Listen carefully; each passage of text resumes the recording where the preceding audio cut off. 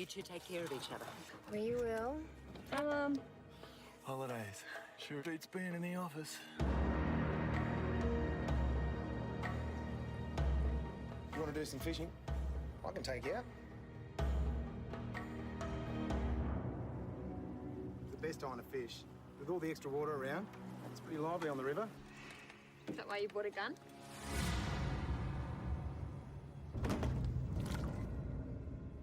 What was that?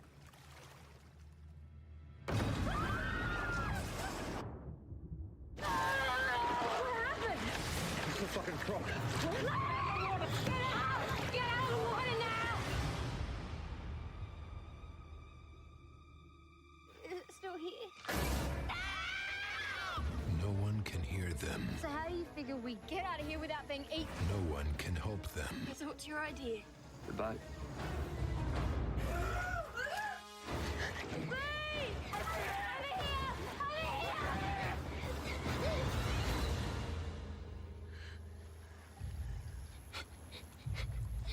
Can you see?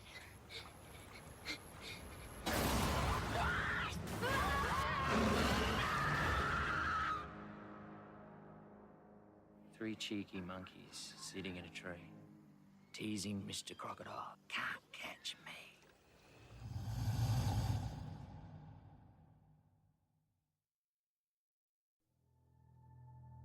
Hey everyone, and welcome to another episode of The Story Behind the Screams. I'm your host Aaron.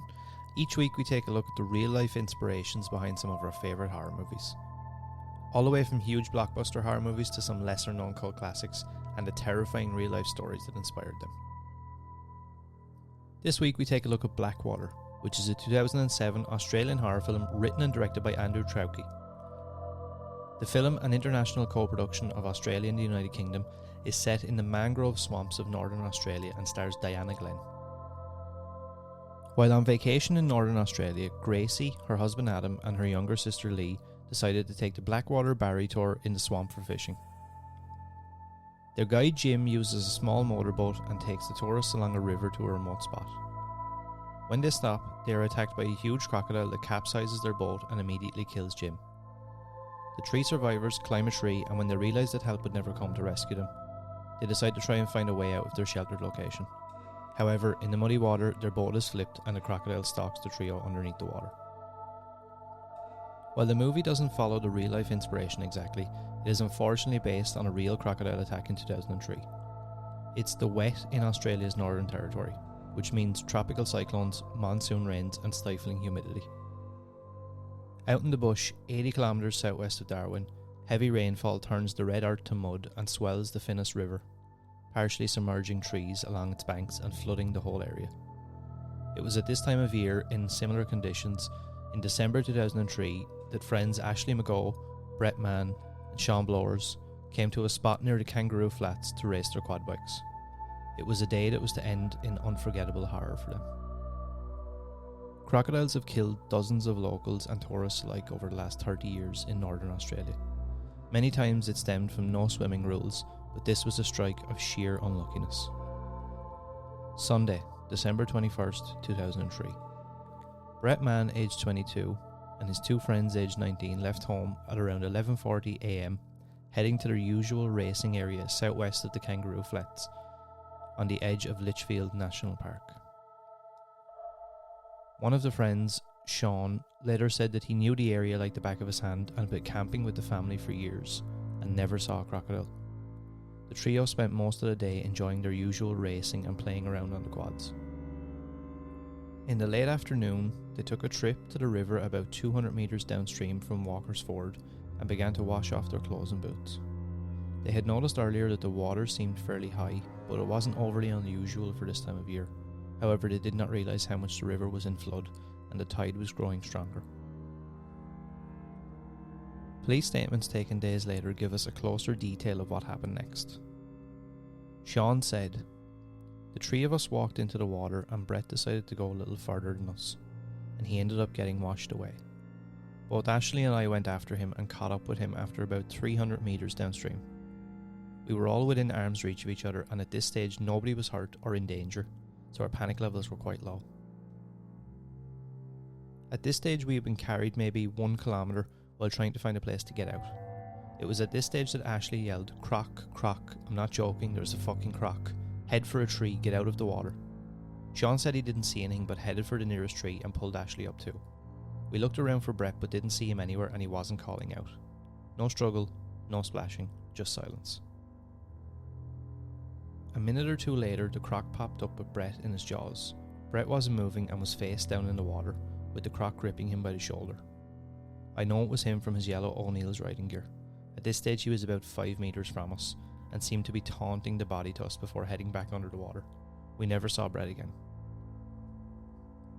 The two friends described the crocodile as big, black and aggressive, and possibly about 4 metres in length.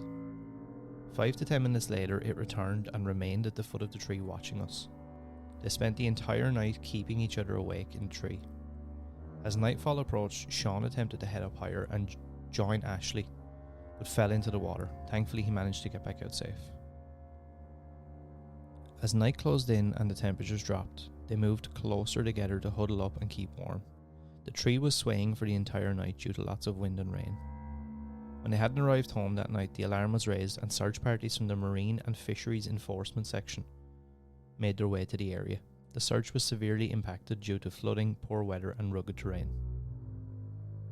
At around 10 a.m. the following morning, the friends heard the voice of their friend Wayne Mitchell calling out to them. Sean yelled back, telling Wayne and the accompanying officers what had happened and not to come into the area as they could still see the crocodile at the base of the tree. They couldn't ask the boys to try and swim to land. A boat would have taken far too long to reach them. The weather was bad and the officers were conscious that the boys were probably hypothermic at this point.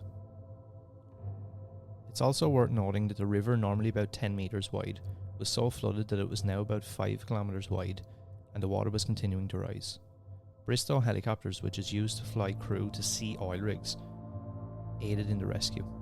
They offered a 6-man crew and a 15-seater Super Puma chopper. They headed for the boys as a heavy mist set in and reduced visibility.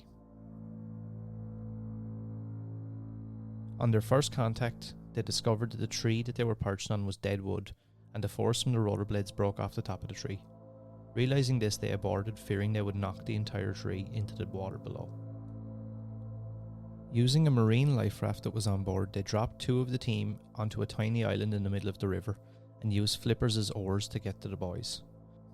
The chopper helped to blow them against the current. After convincing the boys to jump in the raft, they head back for dry land, hoping the roar of the chopper would have scared away the huge croc.